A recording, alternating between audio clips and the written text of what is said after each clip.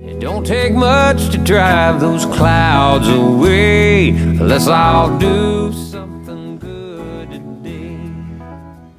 Hey y'all, welcome to Dad Does Dinner.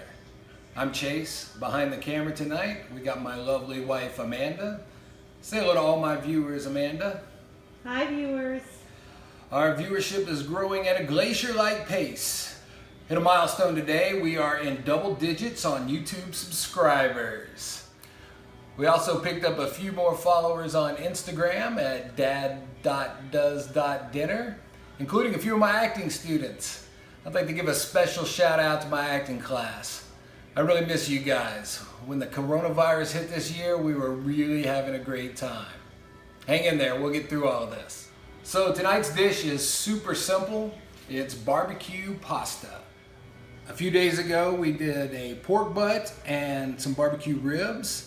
And so we're going to use those as the meat in our pasta dish. We used to live in New Orleans, and there was this great little restaurant called Semolina, and they had a barbecue chicken pasta, and we really enjoyed it. So that's what's inspired this dish. So I took the meat off our leftover ribs and got some of the pork out, and I chopped it up, gave it all a rough chop. We got about a pound of meat here. Our pasta water's come to a rolling boil, and now I'm going to add some salt. Always add salt to your pasta water. And be generous here. This is the only chance you're going to get to season your pasta from the inside out. You want your pasta water to taste like the sea. So we put our salt in and add our pasta. About 10 minutes, that's going to be a good al dente. Use any type of pasta you like. I pulled a bag of seashells out of the pantry tonight. Now we're going to saute some vegetables. We'll put about a tablespoon of olive oil in. We got our pan over medium heat. The olive oil is getting fragrant, so I'm going to add our vegetables. Into the pan, I've added a thinly sliced red onion, about half a red onion, a julienne, half a red bell pepper. I used a jalapeno with the seeds removed. Not everybody likes it as hot as I do. And we're going to let these just start to soften. Hit it with a little bit of salt. I can really start to smell these sauteed vegetables, so I'm going to add 2 tablespoons of garlic. That's a good amount of garlic. Use as much or as little as you like. We tend to like a lot of garlic around here. Now the great thing about this barbecue pasta is there are no rules. You can put anything you want in it. Now I'm going to add our meat. At this point, I'm going to add about 1/3 cup of the barbecue sauce. It's sweet, it's tangy, and I just want this to heat up and start to come together. So this pasta's been in about 9.5 minutes. I want to give it a test for firmness. It's just right. It's just a little too firm to serve, but it's going to continue to cook when I put it into the other pan. Now I'm going to add the pasta to the pan. You don't have to drain this pasta really well because that pasta water that's left on the pasta will actually help you mix a thicker sauce.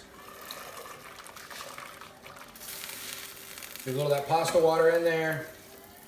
I'm going to go ahead and add some of my cheese. I got about a 1/2 cup of Parmigiano Reggiano here, freshly grated. I'm going to add this.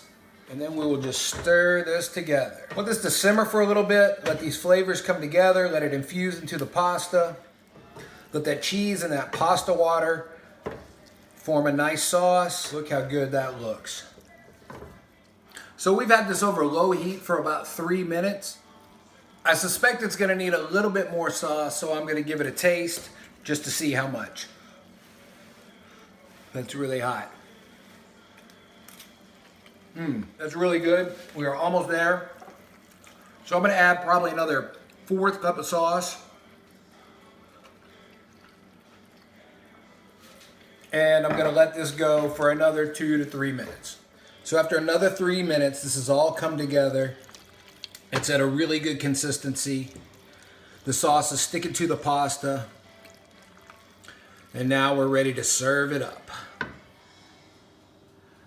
I like to serve this up family style. So I got it in my large pasta bowl.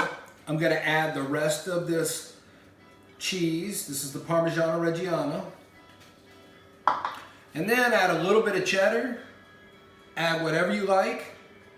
Mozzarella and smoked provolone goes with this really well too. And then finally, some green onions. Look how pretty that is. So from beginning to end, this entire meal did take me 30 minutes, and it's a great way to use some leftovers. All right, let's give it a taste.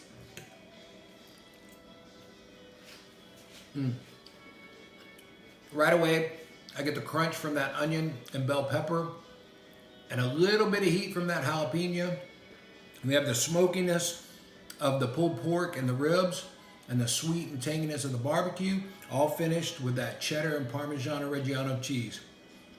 I'd like to give a shout out to Mike and the gang at One Arm Brew and Barbecue, where tonight they've got a marathon event.